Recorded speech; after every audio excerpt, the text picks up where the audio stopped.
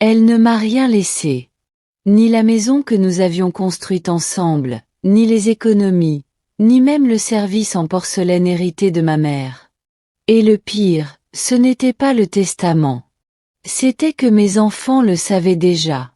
Je l'ai trouvé au fond d'un tiroir que je n'avais pas ouvert depuis des années. Un de ces tiroirs peu profonds où les vieux stylos meurent et où les coupons périmés s'enroulent comme des feuilles mortes. Je cherchais des aiguilles à coudre. Au lieu de cela, j'ai sorti une fine chemise bleue étiquetée de son écriture si reconnaissable. Privé.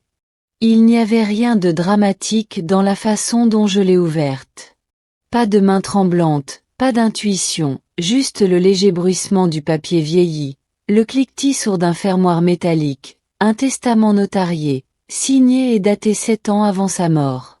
Tout était destiné à une femme nommée Sandra Mayfield. J'ai cligné des yeux en voyant le nom, certaine de m'être trompée. Sandra? Qui diable était-elle? Ni une cousine, ni une infirmière, ni même une collègue de la quincaillerie qu'il dirigeait avant de prendre sa retraite. Puis la page suivante. Des témoins. Julian Walton, Marcus Hill, ma fille et mon fils. Mes jambes ont lâché avant la rage. Je me suis enfoncé dans le fauteuil comme au bord d'une falaise, le cœur battant à un rythme effréné qui n'avait rien à faire avec moi. Ils le savaient, tous les deux. Ils s'étaient tenus à ses côtés, avaient souri, signé, l'avaient regardé me déshériter, sans rien dire. Cette nuit-là, je n'ai pas dormi. J'ai parcouru la cuisine comme un fantôme, ouvrant et fermant les placards. Je tenais une tasse de thé que je n'avais pas utilisée depuis des années. Celle qu'il m'avait offerte pour notre 25e anniversaire. Celle avec une fine fissure sur le bord. À 2h01 du matin, j'ai envoyé un texto à ma fille. Moi, on peut parler demain? J'ai trouvé quelque chose à papa. Elle répondit instantanément. Cela me dit tout. Julène. Maman, s'il te plaît, ne réagis pas de manière excessive. Ce n'est pas ce que tu penses. Mais c'était exactement ce que je pensais. Au matin, le silence devint menaçant. La maison semblait vide, comme une coquille après que les créatures en eurent rampé. 42 ans de vie partagée, de repas, de lessive, de visites à l'hôpital, de matins de Noël et de disputes au coucher à propos du thermostat, effacés. Avec 3 pages et 2 signatures. J'ai enfilé mon vieux manteau marron, celui qu'il détestait, et je suis allé au cabinet de l'avocat, dont je me souvenais de l'époque où nous avions fait notre premier testament. Il était toujours là. La même peinture écaillée. Sur la barre d'angle. La réceptionniste a souri trop largement quand j'ai donné mon nom. Bien sûr, Leslie avait tout classé ici. Vous êtes Madame Clark. Je l'étais, dis-je. Elle hésita. Voulez-vous voir une copie? J'en ai déjà une. Je veux savoir si elle est valide. L'avocat était jeune, trop jeune pour nous connaître. Il a examiné le dossier avec un professionnalisme serein qui m'a donné envie de hurler. C'est juridiquement contraignant. Je suis désolé. Peut-on le contester? Il a haussé les épaules poliment. Seulement. S'il y a des preuves de fraude ou de diminution de capacité. Mais il y a 7 ans, il était sain d'esprit. Je suis parti avec un exemplaire dans mon sac à main et le feu au ventre. Cet après-midi-là, je me suis retrouvé devant la maison de Juliane. Je n'ai pas sonné, j'ai juste fixé le bardage blanc que j'avais aidé à peindre un été, le lilas que j'avais planté lorsqu'elle était tombée enceinte de son premier enfant. À l'intérieur, j'ai vu sa silhouette, riant, tenant un verre de vin avec lui, mon fils Marcus. Il semblait entier et moi, hors de mon propre sang, j'étais une étrangère. Ce soir-là, j'ai ouvert mon propre tiroir, Celui où je gardais mes relevés bancaires, mes actes de propriété et la lettre de mon mari écrite juste avant sa première opération. Quoi qu'il arrive, avait-il écrit, nous avons construit cette vie ensemble. Il s'est avéré qu'un seul d'entre nous y croyait. Je ne les ai pas affrontés. Pas encore. On ne se jette pas dans un incendie juste parce qu'on sent la fumée. On attend. On observe. Laisse les flammes te montrer où elles sont les plus fortes. Le lendemain matin, j'ai appelé Marcus. Bonjour, maman. Il a dit, trop joyeux. Sais-tu qui est Sandra Mayfield? Une pause. Le genre de silence qui se transforme en quelque chose de honteux. C'était une amie de papa. Une amie? J'ai demandé comment on appelait ça. Il a soupiré. Je savais que tu le prendrais comme ça. Je le prends exactement comme c'était écrit. Elle obtient la maison, les économies, tout. Je ne reçois même pas les cendres du chien. Maman, tu as signé. Un autre silence. J'avais 25 ans. Je ne comprenais pas ce que ça voulait dire. Non, j'ai dit que tu comprenais. Tu t'en fichais, c'est tout. Il a raccroché avant moi. C'est comme ça que ça fonctionnait dans notre famille maintenant. À midi, j'étais dans un bus pour traverser la ville. L'adresse sur le testament était bien réelle. Une maison modeste dans une impasse tranquille. La boîte aux lettres de Sandra Mayfield était ornée d'un joyeux tournesol. Il y avait des carillons éoliens, une couronne sur la porte, le genre d'endroit qui dit « Je me suis installé dans ma fin heureuse ». Je n'ai pas sonné. Pas ce jour-là. Au lieu de cela, j'ai parcouru le quartier, scruté les voitures, les rideaux, le petit jardin près de la clôture avec ses guirlandes roses. Tout cela me donnait la nausée. Ce soir-là, Juliane est venue. Elle s'est laissée entrer comme toujours, comme si elle en avait encore le droit. Maman, a-t-elle commencé, tu n'aurais pas dû aller là-bas. Tu le savais, ai-je dit. Tu es resté là. Tu l'as regardé faire. Et tu ne me l'as jamais dit, parce que ça t'aurait anéanti. Et ce n'était pas à cause de toi. Pas vraiment.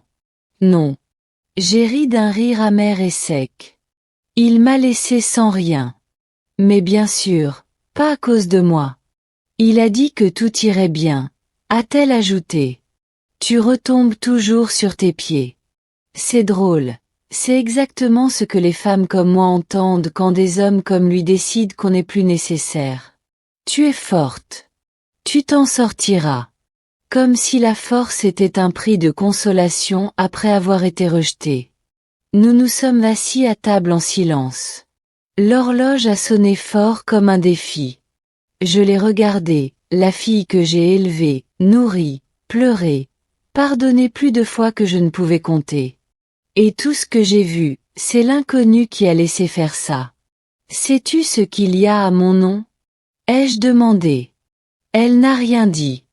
J'ai vérifié. La voiture est à moi, le compte joint, ma retraite. C'est tout. Toujours rien. Alors, quand la maison lui sera transférée et qu'elle décidera de la vendre, où crois-tu que j'irai? Maman, a-t-elle finalement murmuré. On pensait qu'elle ne ferait pas ça. Eh bien, tu avais tort. En partant, elle ne m'a pas serré dans ses bras. Elle a juste ramassé son manteau comme s'il était trop lourd. Je me suis fait du thé qui a refroidi sur la table.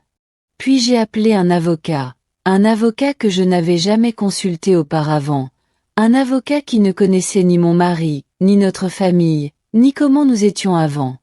Je veux protéger ce qui m'appartient, ai-je dit. Tu veux dire ce qui reste? Non, répondis-je. Je veux dire ce que je m'apprête à reprendre. Le cabinet de l'avocat sentait la poussière et le tonneur. Propre, calme, efficace. Un endroit où l'on réécrivait ce que d'autres avaient essayé d'effacer. Elle s'appelait Nan. Fin de la cinquantaine, tailleur impeccable, regard encore plus perçant. Le genre de femme qui ne sourcillait pas quand on disait que son défunt mari avait tout légué à sa maîtresse. J'ai vu pire, dit-elle, mais de peu. Elle ne me demanda pas ce que j'en pensais. Elle me demanda ce que je voulais. Je veux connaître mes options. Toutes, surtout celles qui piquent. Nan se renversa dans son fauteuil et tapota son stylo sur le bureau. Le testament est valide. Il est déposé, devant témoins, incontesté depuis 7 ans. Le contester maintenant serait une tâche ardue, coûteuse et émotionnelle. Tu pourrais ne pas gagner. Je n'ai pas besoin de gagner au tribunal, dis-je. J'ai juste besoin de gagner dans la vraie vie. Elle hocha la tête. Bien. Alors, il faudra isoler vos biens. Tout ce qui est à votre nom y reste. Tout ce que vous contrôlez. Compte bancaire, placement, assurance. Vous séparez. Ligne claire, pas de chevauchement. Et la maison? Elle fronça les sourcils. Techniquement. Une fois la succession terminée, elle devient la sienne. Sauf s'il y a une clause de réserve que nous pouvons exploiter. Elle feuilleta l'exemplaire que j'avais apporté. Son regard s'arrêta au paragraphe. Si c'est bien, dit-elle lentement, n'est-ce pas? Intéressant. Quoi? Si Sandra refuse l'héritage ou ne le réclame pas. Officiellement, il revient au bénéficiaire secondaire. Je haussai un sourcil. Lequel êtes-vous? Je fixai le papier. Mon nom à l'encre délavée comme une pensée après coup. Alors si elle s'en va, dis-je, ça me reviendra. Nan sourit. Exactement. J'ai quitté son bureau avec un dossier rempli de documents et un plan. Je n'allais pas supplier Sandra, mais lui parler face à face, pas comme une épouse, comme une femme qui en a assez d'être effacée. Le lendemain matin, je suis retournée à l'adresse, garée plus loin cette fois. Mes mains ne tremblaient pas quand j'ai sonné. La femme qui m'a ouvert était plus âgée que je ne le pensais. La soixantaine bien avancée, mince, gracieuse, habillée comme quelqu'un qui n'oublie jamais ses boucles d'oreilles. Ses yeux se sont écarquillés en me voyant. Vous devez être Martha. J'ai hoché la tête. Je suppose que vous savez pourquoi je suis là. Elle a ouvert la porte plus grand. Voulez-vous un café? Je suis entrée. Le salon était propre, de bon goût. Pas de photos de famille, aucune trace de lui. Juste des livres, des bougies, une musique douce en fond sonore. Je ne savais pas qu'il m'avait tout laissé, dit-elle calmement en versant du café. Jusqu'à ce que l'avocat appelle. Tu étais proche? Elle hésita un instant. Oui, mais pas comme tu le penses. J'ai attendu. Il m'a dit que tu l'avais quitté émotionnellement, qu'il se sentait seul, que tu étais froide. J'ai eu un rire bref et sec. Alors, il s'est joué de nous deux. Sandra a baissé les yeux. Apparemment, nous avons bu en silence. Je ne suis pas là pour t'accuser, ai-je dit finalement. Je suis là pour te demander de partir. Et si je ne le fais pas, je me battrai. Je ferai traîner les choses en public, discrètement, par tous les moyens possibles. Le regard de Sandra n'a pas bronché. Et si je le fais, tu feras ce qu'il faut, ai-je dit, et la maison me reviendra. Tu t'éloignes avec ta dignité intacte. Elle se leva et se dirigea vers la fenêtre. La lumière encadrait son visage comme un portrait. Pendant un long moment, elle resta silencieuse, puis murmura, presque distraitement. Il disait toujours que tu nous survivrais à tous les deux. Elle se tourna vers moi. Je signerai le refus. Ni excuse, ni explication. Juste une femme qui clôt un chapitre qu'elle n'avait jamais demandé à écrire. Je suis partie avec sa promesse et une certaine forme de respect. Cette nuit-là, j'ai dormi. Pour la première fois depuis des semaines, j'ai dormi. Comme si je n'avais plus rien à prouver. Le lendemain matin, j'ai préparé du porridge. Pas du instantané, celui qu'on laisse mijoter sur la cuisinière avec du lait et une pincée de sel. Comme il l'aimait avant. Je suis restée près de la fenêtre pendant que ça bouillonnait. Observant le même écureuil faire le même saut entre les deux mêmes arbres. Je ne pleurais pas. Je n'étais pas en colère. J'étais fatiguée.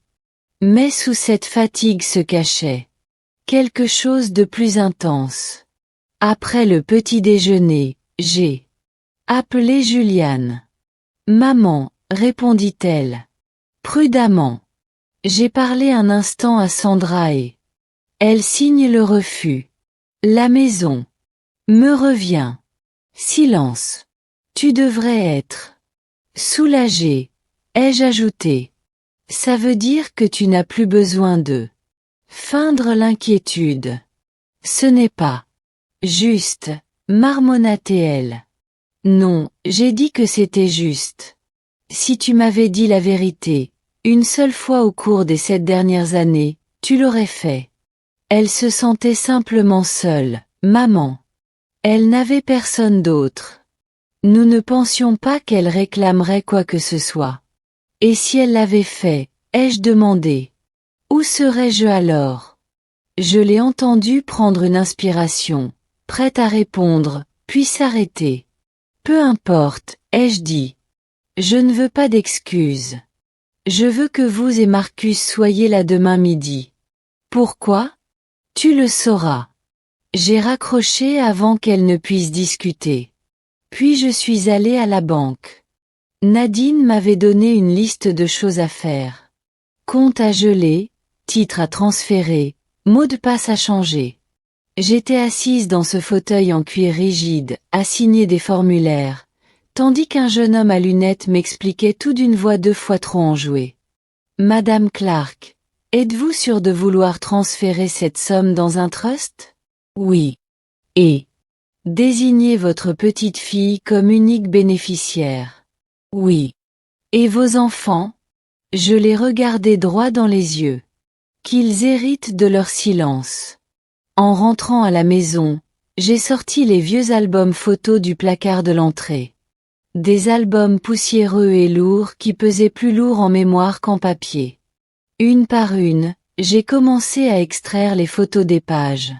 Sans les déchirer, juste les décoller délicatement. Juliane est un bébé. Marcus sur son premier vélo. Anniversaire, sapin de Noël, vacances qui semblaient toujours plus heureux avec le recul. J'ai fait 2 piles, une pour chacun d'eux. Puis j'en ai pris une 3e. Des photos de moi seule avec des amis et ma sœur lors de mon premier jour à la boulangerie lors de la manifestation de 1976, riant avec des femmes dont j'avais presque oublié les noms. La vie avant lui. La vie après lui. Elles ont été placées dans une enveloppe séparée, étiquetée « La mienne ». Le lendemain, ils arrivèrent ensemble comme des enfants convoqués chez le directeur. Juliane croisa les bras. Marcus se tenait près de la porte. Je n'ai pas proposé de thé. Je modifie le testament, dis-je. Il ne dit rien. J'ai créé une fiducie pour votre nièce. Tout le reste, compte bancaire, placement, effets personnels, est redistribué légalement et immédiatement. Tu nous coupes les vivres? Demanda Marcus, la mâchoire serrée. Non, je coupe le cordon. Tu en as assez vécu? Julien s'avança. Nous sommes tes enfants. Et j'étais ta mère, dis-je. Je le suis toujours. Mais j'en ai assez d'être ton filet de sécurité, ton excuse, ta pensée après coup. La voix de Marcus s'éleva. C'est à propos de papa, du testament. C'est à propos de moi. Je les interrompis. Finalement, je leur tendis à chacun un petit dossier. À l'intérieur, des copies de leurs prêts, des sommes qu'il n'avait jamais remboursées, des sommes que je n'avais jamais couru après, car je croyais que l'amour était censé ignorer les choses. Juliane baissa les yeux. Je ne te le demande pas en retour, dis-je. Je te rappelle juste ce que l'amour a coûté. Ils partirent 1 heure plus tard. Pas de câlins, pas de larmes, juste le silence. Mais cette fois, il m'appartenait. La maison était silencieuse après leur départ. Ce nouveau silence, non pas le vide, mais la clarté. Pas de pas, pas de porte claquée, pas de voix, mi-culpabilité, mi-habitude. Juste moi, mon souffle et le léger tic-tac de la vieille horloge au-dessus du poêle. Je me préparais du thé et le bus debout. Les dossiers étaient toujours sur la table, légèrement entr'ouvertes là où Juliane avait jeté le sien. Je ne les bougeais pas. Les laissais comme des pierres. Cet après-midi-là, j'ai fait quelque chose que je n'avais pas fait depuis des années. J'ai appelé Hélène Bishop. On ne s'était pas parlé depuis l'enterrement de Leslie. Pas à cause d'une dispute. Juste la vie. Juste le temps. Juste la lente érosion. Des choses qu'on croit permanentes jusqu'à ce qu'elles ne le soient plus. Hélène, ai-je dit quand elle a décroché. Tu as 1 heure? Sa voix s'éleva, surprise et chaleureuse. Pour toi, toujours. Elle est arrivée avec des biscuits sablés et une écharpe enroulée 2 fois autour du cou. Même s'il faisait chaud. Je lui ai tout raconté. Sans précipitation, sans pleurer. Juste morceau par morceau, comme on étend du linge pour le sécher. Elle a écouté comme. Seuls les vieux amis savent écouter. Sans l'interrompre, sans pitié. Quand j'ai eu fini, elle s'est adossée à sa chaise. Enfin, elle a dit qu'il était temps. J'ai cligna des yeux. Tu leur trouvais toujours des excuses, a-t-elle poursuivi. Leslie aussi. Tu te souviens.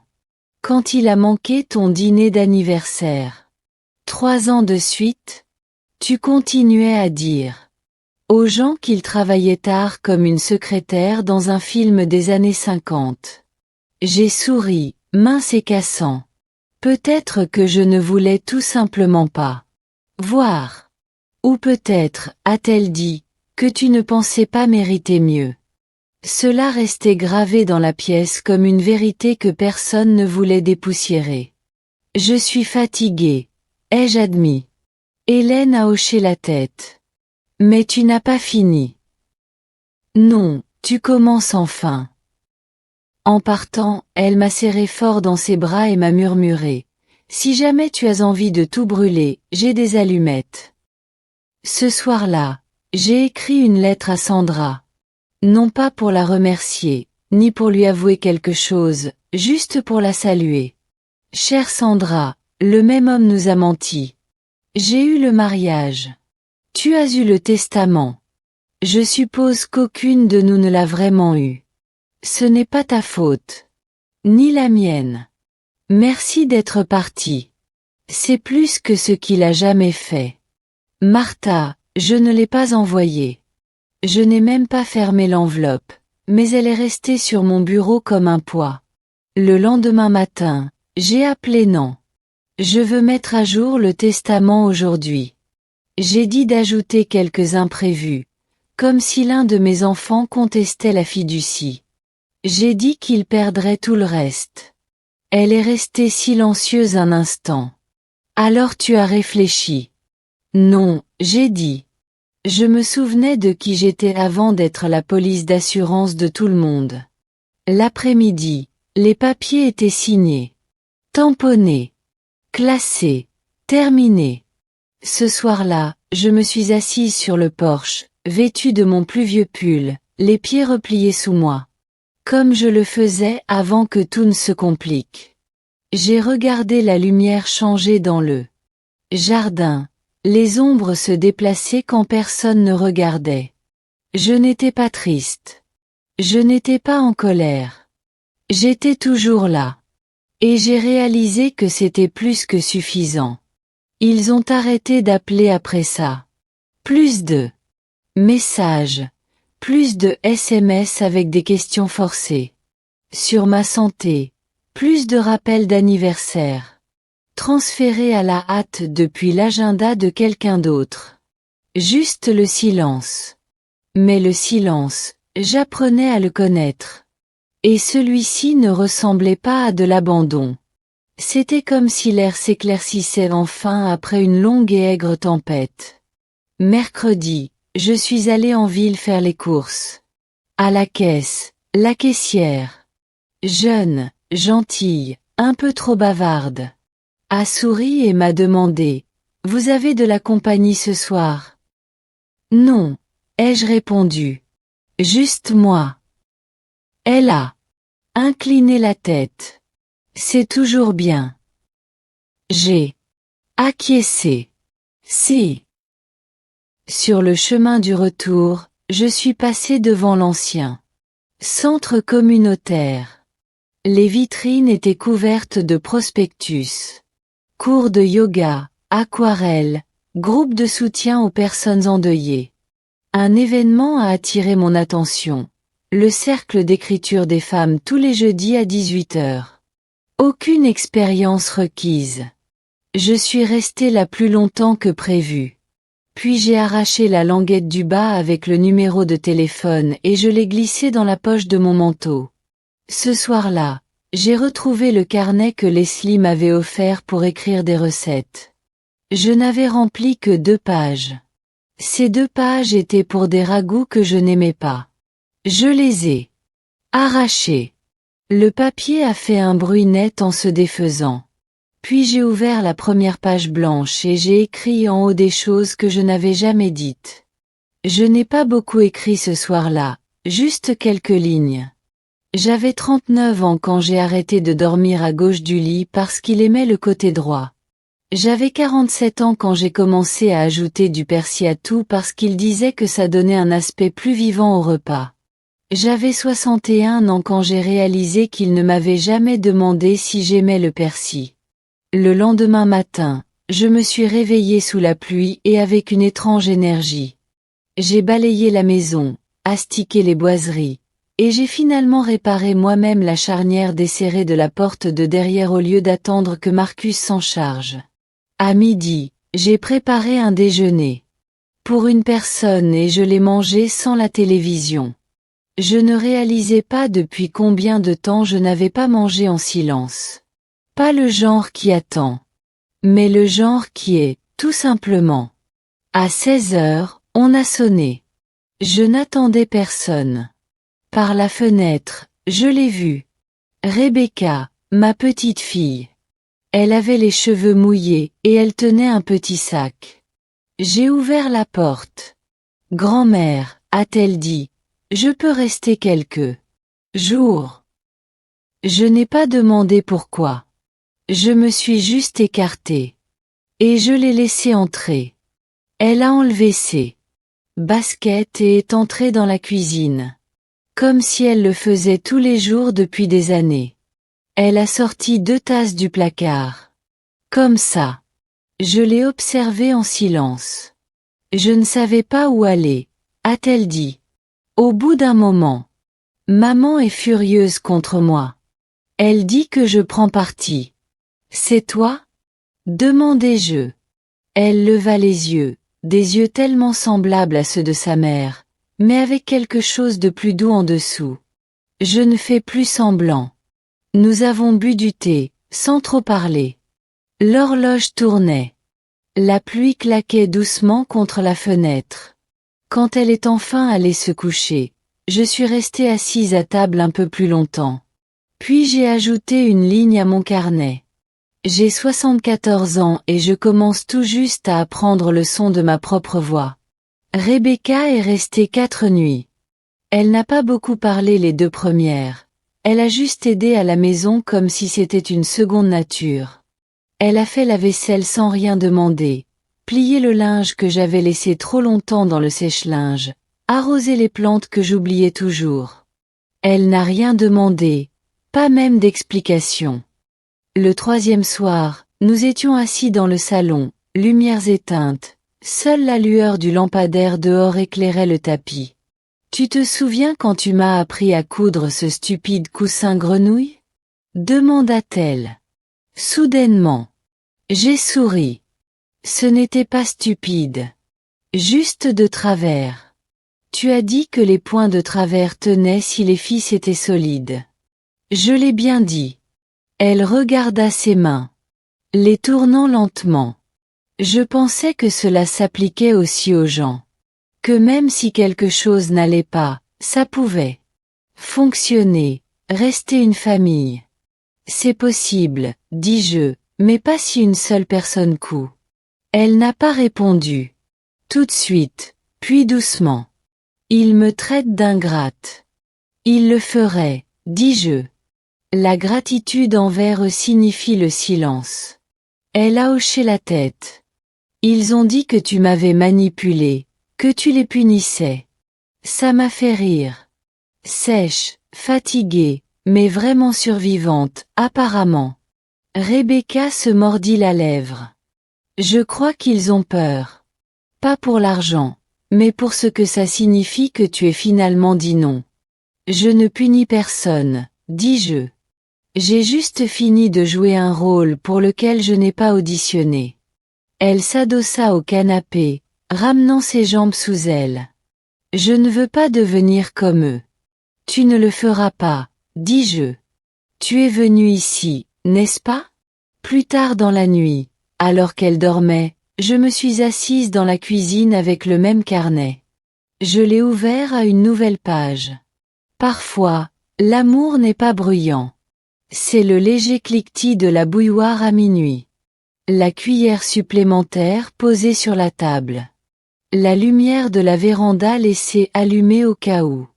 Le lendemain matin, elle a fait ses bagages.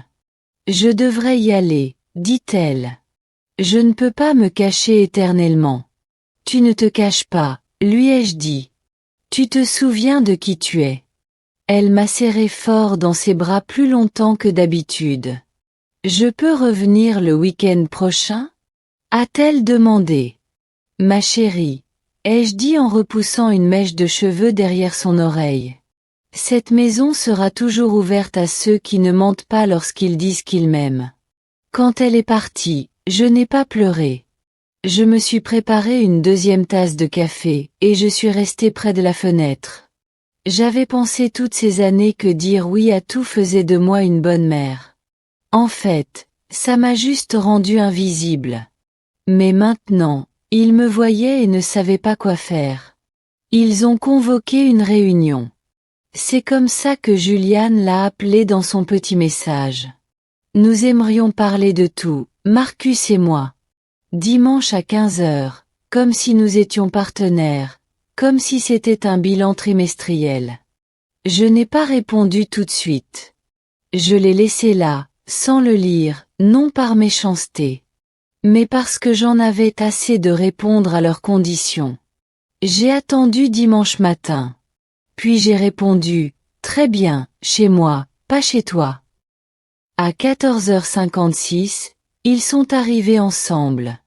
Bien sûr. Marcus dans son manteau ajusté, ce manteau en cuir qu'il portait toujours pour avoir plus de contrôle. Juliane, les lèvres serrées. Comme si elle retenait quelque chose d'acide. Je n'ai pas proposé de thé. Nous nous sommes assis dans le salon, la même pièce. Où nous lisions autrefois des histoires avant de dormir. Construisions des châteaux en drap et ouvrions les cadeaux de Noël avant l'aube. C'est drôle comme les lieux retiennent les souvenirs plus que les gens. Juliane a pris la parole la première. On dirait que tu agis sous l'effet de la colère. Je l'ai regardée. Pas longtemps. Juste assez. Et elle a cligné des yeux. Et nous aimerions comprendre pourquoi. Tu as toujours été généreuse.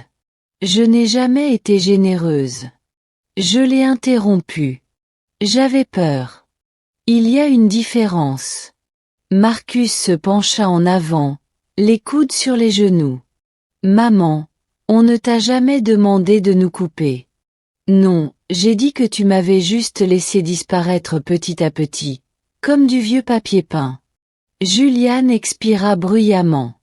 Ce n'est pas juste. Tu veux être juste? J'ai dit que juste. Ce serait m'avoir parlé du testament.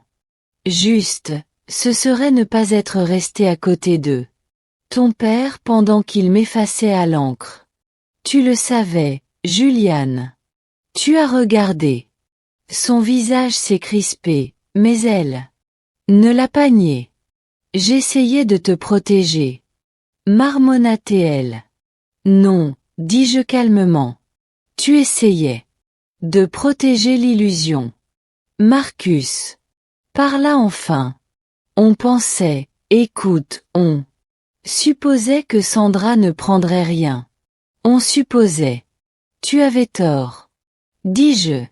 Et même si elle ne l'avait pas fait, le fait que vous sachiez tous les deux et que vous m'ayez gardé dans l'ignorance, ce n'est pas une erreur de calcul. C'est une trahison. Ils ne répondirent pas. Je me levai, me dirigeai vers le buffet et en sortis 2 enveloppes. Ce sont les tiennes, dis-je en les posant sur la table. Juliane fronça les sourcils. Qu'est-ce que c'est? Des photos, dis-je. De ton enfance. Celle dont je pouvais me séparer. Marcus ne bougea pas. Pourquoi nous donnes-tu ça? Parce que je fais de la place. Juliane prit son enveloppe, la retourna. Alors voilà. On n'est plus une famille. Je la regardai droit dans les yeux. Vous serez toujours mes enfants, mais être ma famille, ça demande plus que du sang. La mâchoire de Marcus se contracta. On a fait des erreurs. Mais on nous a exclus. Je ne t'ai pas exclu, dis-je. Tu es parti. Je ne tiens plus la porte ouverte. Juliane se leva brusquement. Je n'arrive pas à y croire. J'ai haussé les épaules. Crois-le. Elle se tourna pour partir, puis s'arrêta à la porte. Rebecca est de ton côté. Non, dis-je doucement. Elle ne ment plus. Marcus la suivit dehors, silencieux. Il ne se retourna pas. Quand la porte se referma, je me rassis. Mes mains étaient fermes. Plus tard dans la soirée, j'ouvris l'enveloppe que je n'avais pas donnée, celle qui portait mon nom. J'étalai les photos sur la table. Moi à 17 ans, dans mon premier tablier de serveuse. Moi avec mes amis de fac avant d'abandonner mes études pour me marier. Moi à l'hôpital, avec Juliane dans les bras. Des larmes séchaient encore sur mes joues. Moi seule sur une plage en 1989, pieds nus, un livre sur les genoux et les cheveux au vent. Je regardais ces photos comme si c'était des histoires que j'avais oubliées. Puis j'ai pris mon stylo et j'ai ajouté une page au carnet. Il y a des silences qui punissent et des silences qui protègent. J'ai vécu assez longtemps pour connaître la différence. La maison était immobile, mais elle ne semblait pas vide. Elle semblait honnête. Sandra a envoyé le refus signé par courrier recommandé. Nan a appelé l'après-midi même. C'est officiel. Tu es à nouveau l'unique bénéficiaire. La maison est légalement à toi. Enfin. J'ai dit merci, mais le message est resté plat, comme le soulagement de quelqu'un d'autre. Après avoir raccroché, je me suis assise sur la même chaise de cuisine que le matin après ses funérailles. Même douce lumière à travers la fenêtre, même tasse de thé, même douleur entre les côtes. La maison était à moi, mais elle n'avait jamais vraiment été à lui. Ce soir-là, j'ai ouvert le placard de l'entrée et j'ai sorti la boîte que nous appelions autrefois les choses importantes. De vieux relevés fiscaux, des documents hypothécaires, des cartes de garantie pour des appareils électroménagers qui ne nous appartenaient plus. J'ai trouvé l'acte en bas de page, signé par nous deux il y a 39 ans, à l'époque où la pelouse était inégale, le toit fuyait, et où nous étions assez stupides pour penser que l'amour était un projet qu'on pouvait écrire. J'ai placé le nouvel acte à côté. Puis j'ai appelé l'agent immobilier. Elle s'appelait Stéphanie. Jeune, vive, avec une voix qui ressemblait à celle de quelqu'un qui parle par-dessus le bruit. Elle me rappelait les femmes que j'enviais, puis que je plaignais. Je veux vendre, ai-je dit. Il y a eu un silence. Oh, je pensais que tu en avais hérité. C'est vrai. Puis je l'ai récupéré. Un autre silence. Puis le masque professionnel est apparu. Super. À quelle fourchette de prix pensons-nous? Quelle que soit sa valeur, peut-être un peu moins. Je ne suis pas sentimentale. Nous avons fixé un rendez-vous pour le week-end. J'ai raccroché et je suis restée dans le salon à regarder autour de moi. Les meubles, la peinture, l'affaissement du canapé où il s'asseyait toujours. C'était mon champ de bataille, mon théâtre, mon silence. Il était temps de partir. Le lendemain matin, j'ai commencé à faire mes valises. Sans frénésie, un tiroir à la fois, une pièce par jour. J'ai donné la porcelaine de Chine, jamais utilisée, toujours dépoussiérée. Les serviettes en lin. Et j'ai mis de côté 3 cartons de livres pour Rebecca. Le vendredi, j'ai ouvert le tiroir du bas de son bureau. Je n'y avais pas touché depuis des années. À l'intérieur, parmi les câbles emmêlés et les piles de rechange, se trouvait une photo. Pas de nous, de lui et d'elle, Sandra. Ils étaient sur une plage, souriants. Il paraissait plus jeune que la dernière fois que je l'avais connu. Plus doux. Ça ne faisait pas mal. Pas comme je l'aurais cru. Cela semblait juste, comme la preuve de quelque chose que j'avais déjà accepté. J'ai glissé la photo dans une petite enveloppe. Et je l'ai étiquetée « Retour à l'expéditeur », puis je l'ai glissée avec l'acte de vente. Le samedi matin, Stéphanie est arrivée avec un presse-papier et un regard bienveillant. « Tu veux vraiment mettre ça en vente ?» a-t-elle demandé en jetant un coup d'œil autour d'elle. « Oui. »« Tu veux acheter autre chose ?»« Non. » a-t-elle cligné des yeux. « Où vas-tu aller ? Je te dirai quand j'aurai trouvé. » Elle a souri. Ça a l'air terrifiant. Je lui ai souri en retour. Ça a l'air gratuit. L'annonce a été mise en ligne le soir même. Lundi matin, 3 offres. La maison, qui nous avait coûté 32 083 $, valait maintenant 8 fois plus. Drôle, non?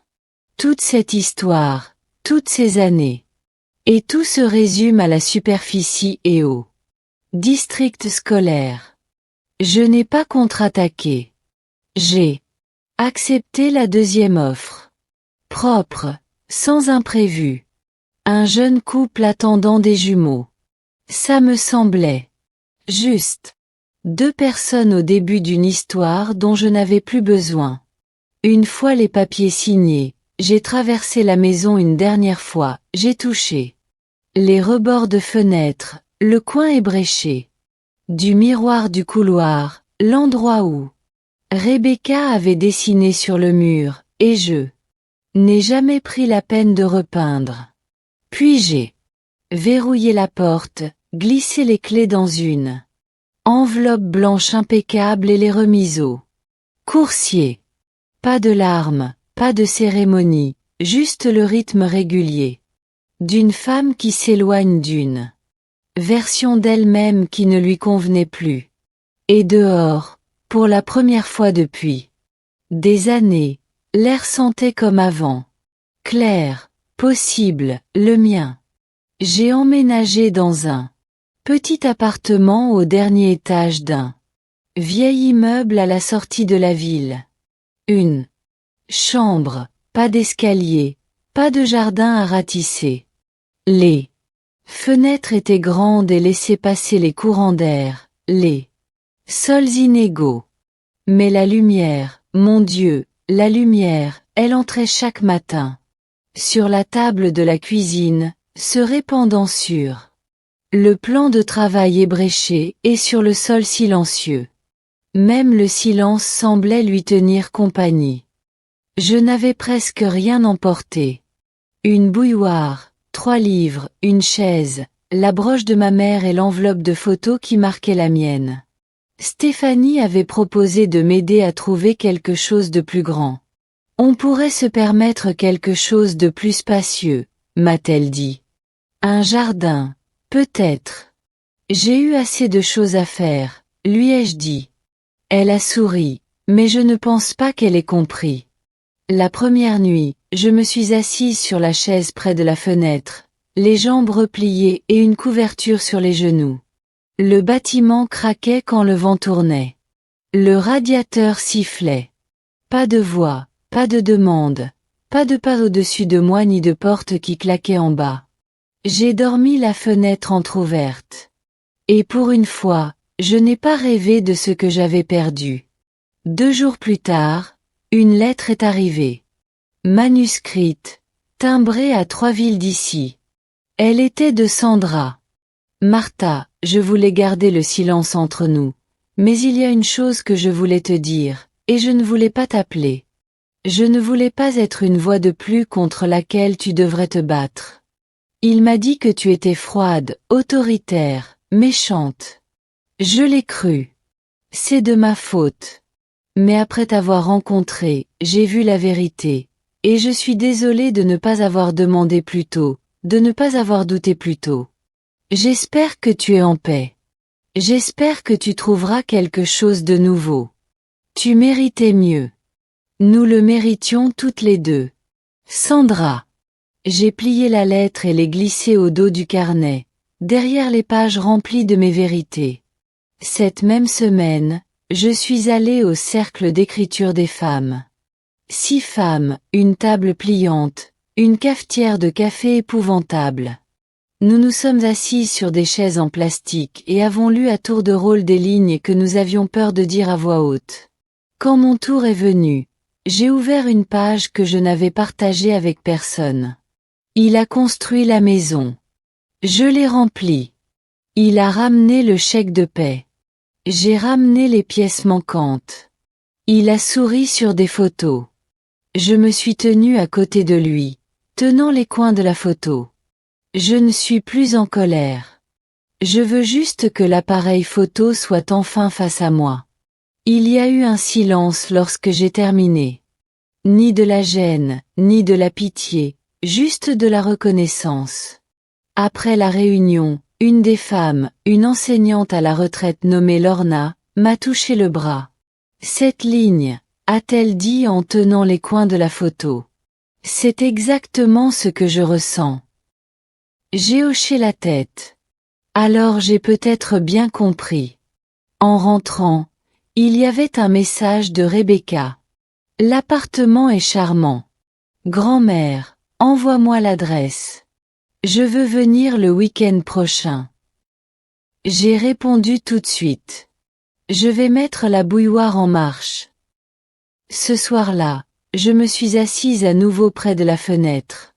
Même couverture, même thé. Mais quelque chose était différent. Je ne reconstruisais pas. Je ne recommençais pas. Je recommençais pour la première fois. La première fois que Rebecca est venue visiter l'appartement, elle a pleuré. Ni fort, ni dramatiquement. Juste une larme lente et silencieuse. Alors qu'elle se tenait dans l'embrasure de la porte, les yeux parcourant le petit espace comme si elle mesurait l'absence de tout ce que j'avais laissé derrière moi. C'est si calme, murmura-t-elle. Eh, à moi, dis-je. Elle retira ses chaussures et se dirigea droit vers la fenêtre. Je vois la rivière, dit-elle. Je ne savais pas qu'on pouvait voir aussi loin d'ici. La plupart des gens ne regardent pas. Elle se retourna et sourit. C'est bon, grand-mère. Ça te ressemble. J'ai fait du thé. Non pas parce que c'était attendu, mais parce que ça me semblait juste. Nous nous sommes assis à la petite table ronde que j'avais trouvée dans une friperie. 2 tasses. Entre nous, de la vapeur s'échappait comme quelque chose de sacré. Rebecca fouilla dans son sac et en sortit un dossier. J'ai apporté quelque chose. À l'intérieur, il y avait des documents imprimés, des emails, des messages, des photos. Elle les étala comme des preuves. Maman et oncle Marcus essaient de renverser la confiance. Elle a dit qu'ils avaient demandé des informations. Je les ai entendus au téléphone. Avec un avocat. Ils pensent pouvoir prouver une manipulation émotionnelle. J'ai siroté mon thé. Ils n'iront pas loin, ai-je dit. Rebecca m'observait, les sourcils froncés. Tu n'es pas inquiète? Non. Elle se rassit. Presque déçue. Ils sont furieux. Ils n'arrêtent pas de dire que tu n'agis pas comme tu es. Je ne le suis pas, dis-je.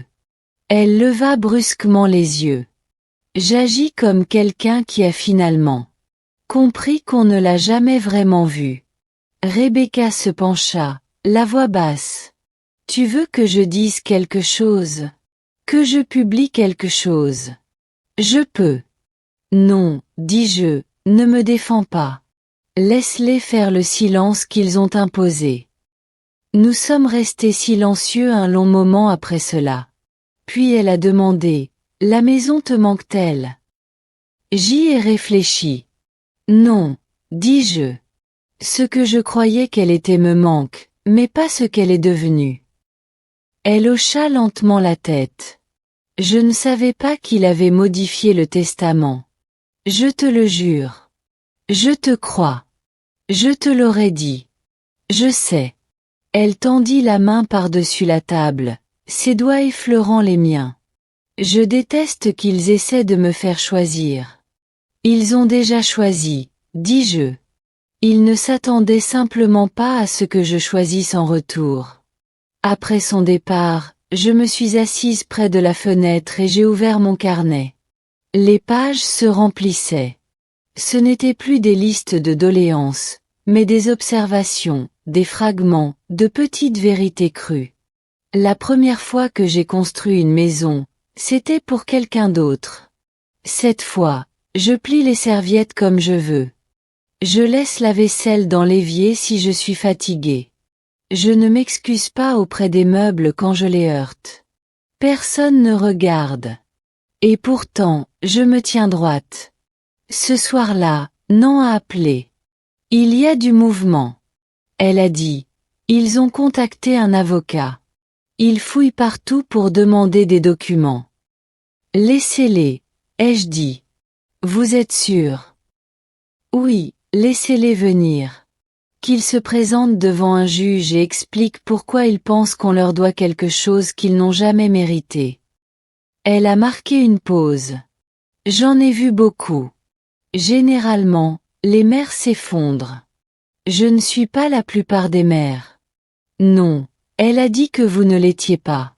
Après avoir raccroché, j'ai allumé une seule bougie sur le rebord de la fenêtre. Ni pour un rituel, ni pour me souvenir. Juste parce que j'aimais la façon dont la flamme bougeait lorsque le vent s'infiltrait. Le lendemain matin, j'ai pris l'acte et mes relevés bancaires et je les ai apportés au bureau de Nan. Je lui ai demandé de faire des copies certifiées conformes, de tout mettre en place, d'ajouter des provisions pour imprévus, des pénalités et des délais. Lorsqu'elle a eu terminé, elle m'a tendu un dossier. Tu es plus protégé qu'un coffre-fort verrouillé. Bien, ai-je dit. Je dois te demander, a-t-elle ajouté doucement. Qu'est-ce qui t'a finalement poussé à tirer un trait? Je l'ai regardée, surprise par la question.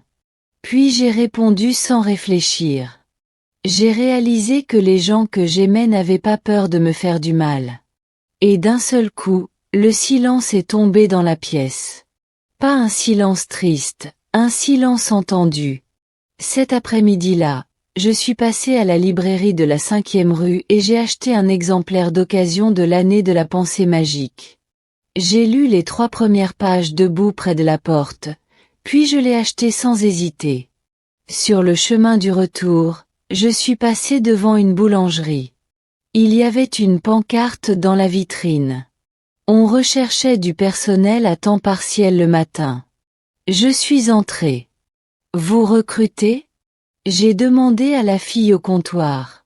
Oui, a-t-elle répondu d'un ton enjoué. Avez-vous de l'expérience ? J'ai souri. J'ai tellement de matinées que je ne sais plus quoi en faire. J'ai commencé à la boulangerie le mardi suivant. 3 matinées par semaine, quelques heures seulement. Assez pour être utile, pas assez pour être fatigué. Je portais un tablier rose pâle et je m'occupais de la caisse. Je prenais les commandes de café, j'enregistrais les scones et les roulais à la cannelle. C'était le genre d'endroit où les gens souriaient de tout leur visage quand on se souvenait de leur nom. Personne ne me connaissait comme la femme de Leslie ou la mère de Juliane. J'étais juste Martha, la femme à la main ferme et à la manière tranquille de rendre les choses faciles. Il y avait un plaisir à bavarder sans se transformer en obligation. Enrouler du papier sulfurisé autour d'un croissant, comme si c'était quelque chose de délicat. Avoir un endroit où être, sans avoir l'impression de se produire. J'ai commencé à mieux dormir. Pas le sommeil sous médicaments, le vrai sommeil où vos yeux se ferment et où votre corps vous croit en sécurité. La 2e semaine, une femme est entrée, qui me semblait vaguement familière. Une écharpe douce, un parfum puissant. Elle a hésité en me voyant. Vous êtes Martha Clark. J'ai hoché la tête, méfiant. Je suis la voisine d'en face de votre ancienne maison. Elle a eu un sourire nerveux. Nous nous sommes rencontrés plusieurs fois. Eh bien, nous l'avons achetée. Elle parlait de la maison. La maison ? Oh, ai-je dit. Félicitations. Elle m'a regardé, cherchant quelque chose. J'espère que ce n'est pas étrange. Pas du tout, ai-je dit, sincère. J'espère que vous la ferez vôtre. Nous avons déjà repeint la chambre, a-t-elle dit rapidement, comme si cela adoucissait quelque chose. Ce bleu foncé était trop chargé. Ça a toujours été le cas, dis-je. Nous avons discuté quelques minutes, puis elle est partie avec une miche de pain et un soulagement dans ses pas. Je n'ai pas pleuré. Je n'ai pas ressenti d'attraction. La maison était un chapitre et j'avais tourné la page. Ce week-end-là, Rebecca est revenue. Elle a apporté de nouvelles photos. Des tirages noirs et blancs qu'elle avait pris pendant son cours de photographie. L'une d'un saule penché au-dessus de l'eau. L'autre de l'immeuble de bureau de son père la nuit, éclairée et nette. Une de moi de dos dans la boulangerie. Tu as pris ça ? Ai-je demandé. Je voulais me souvenir de cette version de toi, a-t-elle dit. Celle qui ne disparaît pas dans une pièce. J'ai regardé la photo, le contour de mon dos, mon tablier, les cordons soigneusement noués, la lumière dans la fenêtre, la silhouette simple de quelqu'un qui s'appartenait à elle-même. Je l'aime bien, ai-je dit. Moi aussi. Plus tard dans la soirée, elle a trouvé mon carnet, sans le vouloir. Il était posé sur le rebord de la fenêtre, les pages alourdies par une tasse de thé. Puis-je le lire ? J'hésitai, puis acquiesça. Elle lut pendant 1 heure, recroquevillée sur le canapé. Lorsqu'elle eut terminé, elle leva les yeux, les larmes aux yeux, insuffisamment essuyées. « Grand-mère, murmura-t-elle. On dirait que toutes les femmes de notre famille sont ici. Même celles qui n'ont pas parlé. » Je lui ai pris la main. « Et assure-toi que les suivantes le fassent. » Le lendemain matin, elle laissa un mot sur la table. « Ne donne pas cette force. Ni pour te réconforter, ni même pour t'aimer. » Je le pliai au dos du carnet. Cet après-midi-là, n'en à plat. Ils ont officiellement déposé une requête pour contester la fiducie. Je n'ai rien dit. Je m'y attendais, ajouta-t-elle. Mais j'ai aussi déposé quelque chose la semaine dernière. Une clause que tu m'as demandé d'ajouter. S'ils contestent et perdent, ils perdent tous leurs droits secondaires. Et s'ils gagnent, ils ne gagneront pas. Pourtant, j'ai dit, préparez-moi au pire. Elle a marqué une pause. Le pire, a-t-elle dit doucement. C'est déjà arrivé. Tu as été effacé. Ceci n'en est que l'écho. J'ai raccroché. Puis j'ai enfilé mon manteau et je suis allé me promener le long de la rivière. L'air était froid, les arbres nus, mais le chemin était à moi. Je ne l'avais jamais emprunté auparavant. Et pourtant, chaque pas me semblait un souvenir. L'audience était prévue pour mardi. Il pleuvait, et lorsque je suis arrivé au palais de justice, le ciel s'était déjà assombri, comme s'il se préparait à quelque chose. Je portais un manteau gris et des chaussures simples, pas de bijoux, pas de maquillage, juste la vérité et un dossier serré dans une main. Nan m'a accueilli sur les marches. Tu es prête? Je suis prête depuis des années, ai-je dit. Je ne le savais simplement pas. La salle d'audience n'avait rien de spectaculaire. Pas de murs lambrissés de chaînes ni de marteaux résonnants, juste un mauvais éclairage, une moquette terne et des rangées de chaises qui grinçaient lorsque les gens bougeaient. Juliane était assise d'un côté, Marcus à côté d'elle. Leur avocat, jeune, suffisant, avec trop de gel dans les cheveux, feuilletait les papiers comme si l'affaire allait se gagner d'elle-même par la seule rapidité. Ils ne m'ont pas regardé. Tant mieux. Je n'ai pas amené Rebecca. Elle s'est proposée, mais ce n'était pas sa guerre. Elle avait déjà choisi son camp et était restée. La juge, une femme d'un certain âge au regard bienveillant et à la voix fatiguée, a examiné le dossier. Elle a posé quelques questions. Nan a répondu clairement, avec assurance. Pas de dramatisation, juste des faits. Puis est venue l'argumentation de la partie adverse. Elle a créé une atmosphère de représailles émotionnelles. Leur avocat a déclaré que cette redistribution des biens, cette exclusion, était punitive et vindicative. Son fils et sa fille ont été élevés dans l'espoir de recevoir une part de la succession. Elle a délibérément modifié leur héritage par dépit.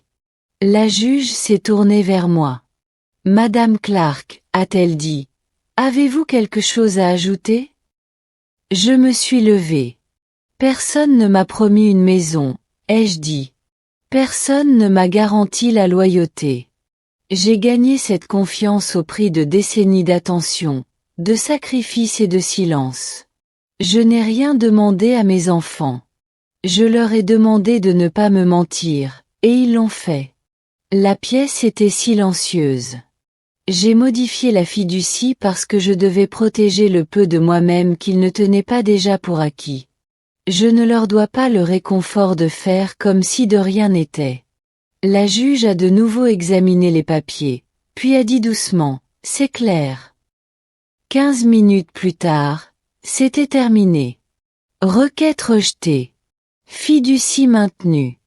Nadine m'a serré la main à la sortie du tribunal. Ils ne réessayeront pas. Je sais, dis-je. Juliane me frôla en sortant, le visage tendu, maîtrisé, comme si elle se croyait encore être la victime d'une histoire qu'elle n'avait jamais pris la peine de lire en entier. Marcus, ne dis rien. De retour à la maison, je préparai du thé, le versai lentement, regardai la vapeur monter. Puis je pris une feuille de papier et écrivis une nouvelle lettre. Ni à eux, ni même à Sandra. Pour moi, chère Martha, tu n'as pas brisé la famille. Tu as brisé l'illusion et ce faisant, tu as donné naissance à quelque chose de plus fort, d'honnête. Quelque chose qui pourrait survivre. Tu l'as gligé dans le cahier. Ce soir-là, je suis allée au cercle d'écriture. Lorna m'a gardé une place. Le sujet était les tournants. J'ai lu ma lettre à voix haute. Personne n'a applaudi. Personne n'était obligé de le faire. Nous sommes restés assis là, bercés par le doux son des respirations, des hochements de tête, de la vérité, s'installant doucement dans une pièce qui lui avait déjà fait de la place. Plus tard, en rentrant chez moi sous un ciel qui n'avait finalement pas plu, je suis passé devant un petit magasin d'antiquités. Dans la vitrine, une seule lampe avec un abat-jour en verre fissuré, encore allumée. Et je me suis dit que certaines choses brillent davantage une fois brisées.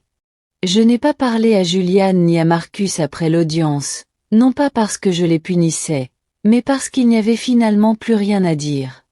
Ils n'ont envoyé aucune lettre, aucun appel. Il n'y a eu aucune excuse, aucun aveu, juste un silence. Le silence qui ne blesse plus, celui qui confirme. Certaines pertes sont pleurées, d'autres libérées comme un souffle retenu trop longtemps. La vie après le tribunal s'est installée dans une douceur.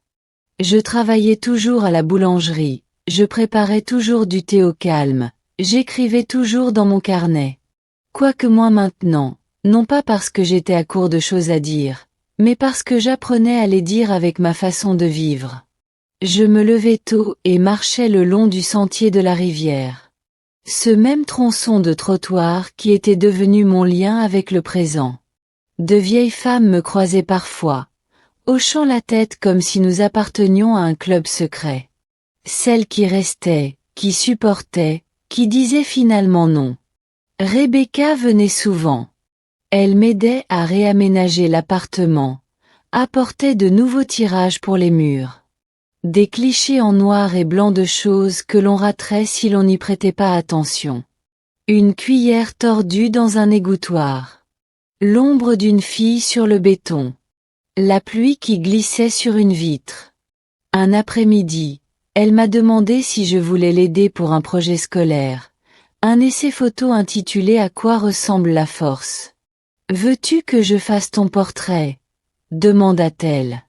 Seulement si je ne suis pas obligée de sourire. Tu n'y es pas obligée, répondit-elle. Tu dois juste être obligée. Alors, je me suis assise sur ma chaise près de la fenêtre. Elle ne m'a pas fait poser. Elle ne m'a pas demandé de me coiffer. Elle a juste levé l'appareil photo et attendu que le moment soit enfin venu. Lorsqu'elle l'a baissé, j'ai demandé. As-tu obtenu ce dont tu avais besoin? Elle a souri. Plus que ça. La dissertation était exposée dans une galerie du centre-ville. Rien de grandiose, juste une salle étroite au-dessus d'un café. Les étudiants se tenaient nerveusement à côté de leur travail, montrant des choses à des inconnus, faisant semblant de ne pas écouter les compliments. La photo de moi prise par Rebecca était accrochée seule sur un mur blanc. En dessous, sa légende. Elle ne sourit pas, car la force n'est pas toujours douce. Parfois, elle est silencieuse, et parfois elle quitte la pièce quand on cesse de la remarquer, mais quand elle revient, elle ne demande pas la permission. Quelques personnes l'ont lu à voix haute. Une femme a murmuré, « Mon Dieu, c'est ma mère !» Je me tenais au fond, les bras légèrement croisés. Sans avoir besoin d'être connu. Rien que de le voir. Étant donné que c'était suffisant. De retour à la maison.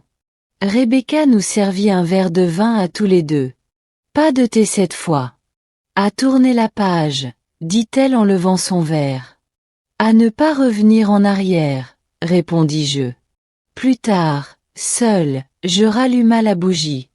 Celle du rebord de la fenêtre était maintenant éteinte, mais toujours prête. J'ouvris le carnet et tournai la page à la toute première page. Je relus. La première ligne, des choses que je n'ai jamais dites. Puis je tournai la dernière page et écrivit, je les ai dites, et je suis toujours là. La lettre arriva un mardi. Pas d'adresse de retour, juste mon nom, écrit. De l'écriture anguleuse de Marcus. L'enveloppe était épaisse, trop épaisse pour des excuses, trop formelle pour de l'amour. Je ne l'ai pas ouverte tout de suite, je l'ai juste posée sur la table à côté de mon thé, et j'ai regardé la vapeur s'élever comme si elle lisait. J'ai attendu le soir, que la lumière se soit adoucie et que le silence se soit installé dans l'appartement, comme toujours après 17 heures. Puis je l'ai ouverte. Il y avait 6 pages, dactylographiées, soigneusement, froidement. Il avait utilisé des mots comme regret, malheureux et si vous vous sentez blessé. Il avait dit que nous avions mal réagi et que nous aurions souhaité que les choses se passent différemment.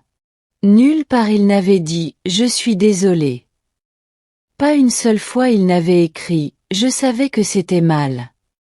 Il m'avait demandé si j'envisagerais de rétablir la communication. Non pas parce que je lui manquais, ni parce qu'il avait réfléchi, mais parce que, selon ses propres termes, la famille mérite une chance de se réparer. J'ai plié la lettre soigneusement, puis je l'ai déchirée en deux, puis encore, puis encore. Non pas par colère, mais par souci de clarté. Il ne m'avait pas écrit. Il avait écrit selon sa conscience. Et ce n'était plus mon rôle. Plus tard dans la soirée, je l'ai dit à Rebecca. Elle a hoché la tête. C'est tout ce qu'il sait faire. S'excuser devant un miroir. Peut-être, ai-je dit. Mais je ne suis plus derrière ça. Elle m'a regardé tranquillement, puis a demandé. Tu crois qu'ils le verront un jour?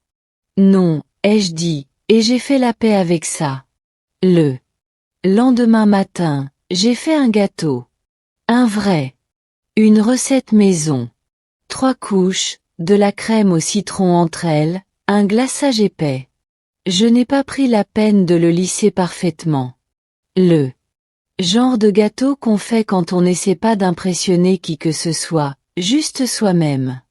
Je l'ai apporté au cercle d'écriture ce soir-là. C'est l'anniversaire de quelqu'un? A demandé Lorna. Oui, ai-je dit. Le mien. Ils m'ont tous regardé, surpris. Enfin, ai-je ajouté. Pas le jour de ma naissance, mais le jour où j'ai cessé de demander la permission de renaître. On a ri. On a mangé du gâteau. On a écrit. Un peu, on a moins partagé. Certains jours, les mots coulent comme de l'eau. D'autres jours, ils s'accrochent aux doigts comme de l'huile. Mais se montrer, ça ne manque jamais. Ce week-end-là, j'ai vendu la dernière chose qui me rattachait à mon ancienne vie, la montre de mon mari. Une montre en or que j'avais gardée dans un tiroir pendant des années. Il l'avait portée tous les jours. Jusqu'au jour où il n'est pas rentré. Je l'ai apportée au bijoutier qui s'est toujours souvenu de moi. Tu es sûr?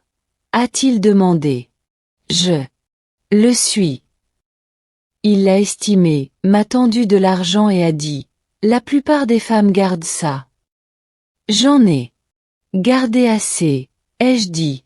Avec l'argent, j'ai acheté un billet d'avion. Aller simple pour un endroit que j'avais toujours rêvé de voir, Lisbonne. Je n'en ai parlé à personne tout de suite, pas même à Rebecca. Non pas que je le cachais, mais parce que je voulais que cela vive en moi quelques jours, comme une lumière secrète réchauffant les confins de tout. Quand je lui ai enfin tout dit, elle a pleuré. Je peux venir? A-t-elle demandé. Bien sûr, ai-je répondu. Mais je n'attendrai pas pour partir. Elle m'a serré fort dans ses bras, non pas comme un au revoir. Comme un départ. Le bail de l'appartement était court. La boulangerie avait compris. Les femmes du cercle m'ont donné un carnet relié. en lin rouge avec l'inscription « Pas besoin de permission » gravée sur la couverture. J'ai fait mes bagages légers, un manteau, 2 robes, une paire de chaussures qui pouvaient marcher sur les pavés sans se plaindre. Et l'enveloppe était marquée à mon nom. Le matin de mon départ, je me suis tenue près de la fenêtre. Une dernière fois. J'ai regardé la rivière, les arbres, le trottoir en contrebas, le banc, où j'avais vu une mère lasser les chaussures de son enfant, le lampadaire qui vacillait même en plein jour, l'auvent de la boulangerie au loin, à peine visible derrière. Les toits. Je n'ai pas dit au revoir, juste merci. À l'aéroport, je me suis assis seul avec une tasse de thé et j'ai ressenti quelque chose que je ne pouvais pas vraiment nommer. Ni de la joie, ni de la fierté. Quelque chose de plus profond, comme une respiration après être resté trop longtemps sous l'eau. Lorsqu'ils ont appelé mon groupe d'embarquement, je me suis levé sans hésiter. Personne ne m'attendait à l'autre bout. Pas de plan, pas de bagages, mais ceux que j'avais choisis. Juste une ville à laquelle je ne devais rien. Une langue que je ne savais pas encore comment mal comprendre. Un endroit où je pouvais me réveiller chaque jour et n'être personne. Et à partir de là, n'importe qui. Dans l'avion, j'ai ouvert le carnet rouge et n'ai écrit qu'une seule ligne sur la première page. Ceci n'est pas l'histoire de ce que j'ai perdu. C'est l'histoire de ce que j'ai repris. Puis j'ai regardé par le hublot et j'ai lâché prise. Si cette histoire vous a trouvé au bon moment, si vous vous êtes déjà senti effacé, ignoré ou oublié, partagez-la. Transmettez-la à quelqu'un qui a besoin d'entendre. Il n'est jamais trop tard pour être pleinement perçu.